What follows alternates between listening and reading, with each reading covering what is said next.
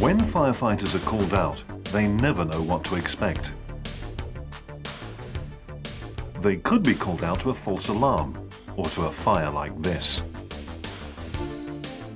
Learning to cope with such a variety of calls takes years of training and experience. However, if you should come across a fire, it'll probably be your first. Take a burning chip pan, a common fire in the home and one that's easily dealt with, but if you tackle it in the wrong way, this will happen to you. Now you can appreciate why you need to know the correct way to tackle a fire. And that's what we'll be showing you in this video. Before a fire can start, three things have to be present. Fuel, the thing that actually burns. Oxygen, which is all around us. And of course, a source of ignition. Put these three things together and you will have fire.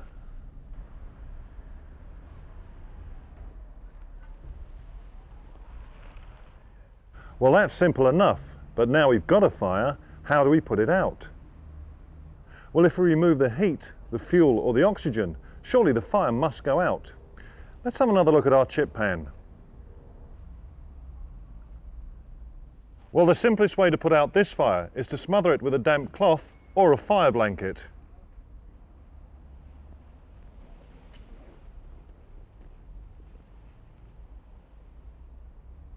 By removing the oxygen, the fire goes out. And of course, remember to turn off the source of heat. We can also put out a fire by turning off the fuel. But the most common way is to simply remove the heat by using water.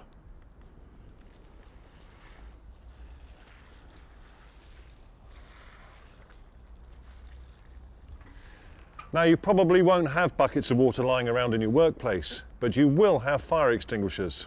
So let's see what's available and how they work. The most common type is the water extinguisher. It's usually coloured red and it should only be used on solid materials like wood, paper and textiles. These are called Class A fires. To use it, first break the security tag. Remove the safety pin, hold the hose and strike the handle. Test the extinguisher and starting at the base of the fire, move the jet from side to side. As the fire begins to go out, work the jet across the surface. Remember, a water extinguisher should never be used on electrical apparatus or flammable liquid fires. To recap then, the water extinguisher is usually red, should only be used on small Class A fires, and should never be used on electrical apparatus or flammable liquid fires. Foam extinguishers. These are normally coloured either red or cream. Red foam extinguishers may have a small cream-coloured section on the extinguisher. These are suitable for Class A solid fires or for flammable liquids like petrol or diesel. These are called Class B fires. To use the extinguisher, remove the tag and pin. Strike the handle and test before tackling the fire. If the fire is contained, aim at the back wall of the container so that the foam runs down and spreads over the burning liquid. For an uncontained fire, aim the foam into the air, allowing it to fall directly onto the fire.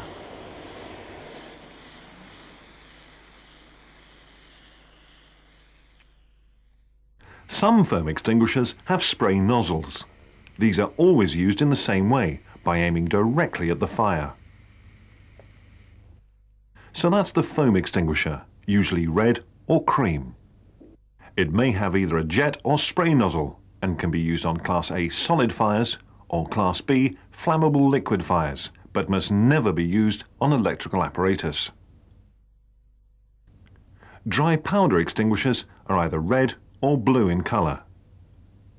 Red dry powder extinguishers may have a blue section on the extinguisher. They can be used on most types of fire, including Class A solids and Class B liquids. They can also be used on fires involving gas, known as Class C fires, and on electrical fires. Once the tag and pin are removed, strike the handle and test. This extinguisher is very effective and puts out most fires quickly. The powder should be aimed directly at the flames, but this may obscure the fire. To help overcome this problem, quick short bursts can be used until the operator is within range of the fire. If gas is involved, remember, never put out the fire unless the supply can be turned off straight away. A gas leak is extremely dangerous. Never approach a cylinder alight if you do not know how long it has been burning. So remember, dry powder extinguishers are usually red or blue and can be very effective on electrical and classes A, B and C fires. The powder should be aimed at the flames, but this may obscure the fire. Carbon dioxide extinguishers are usually red or black. Red carbon dioxide extinguishers may have a black section on the extinguisher. They can be used on contained liquid fires and on fires involving gas or electricity. To use the extinguisher, remove the tag and pin. Position the discharge horn and test. On a contained liquid fire, aim the extinguisher away from the flames and then sweep over the surface of the burning liquid. Remember to always hold the extinguisher upright or it will not work. On electrical fires, turn off the supply first, but only if it is safe to do so. Carbon dioxide extinguishers put out fires quickly and without any mess, but it's noisy and very cold. This can cause cold burns. If the fire occurs in a small room or cupboard, fight the fire from outside.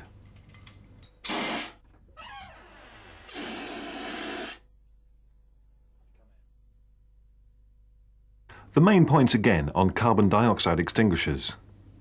They're usually red or black. They can be used on contained liquid fires and on gas or electrical fires.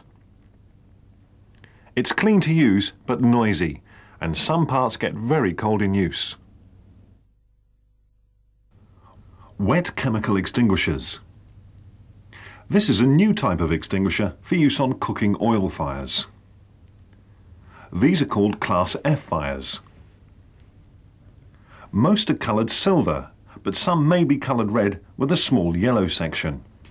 To use the extinguisher, remove the tag and pin and test. Aim the nozzle directly towards the fire.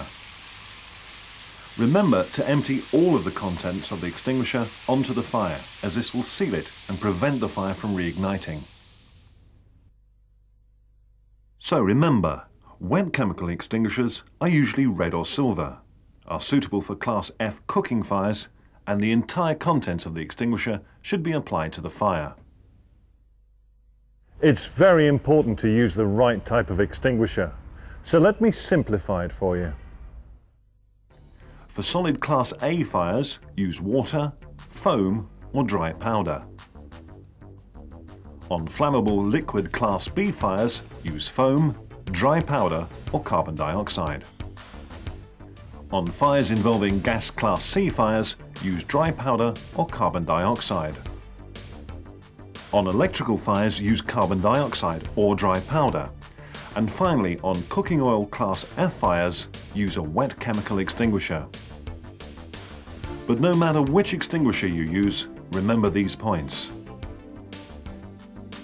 Sound the alarm before tackling the fire. Ensure someone calls the fire service. Test the extinguisher before use. Always leave yourself a way out. Extinguishers should only be used on small fires. Finally, never put yourself at risk. And if you still don't know why extinguisher training is so important, just think, 20 minutes ago, someone could have put out this fire with an extinguisher.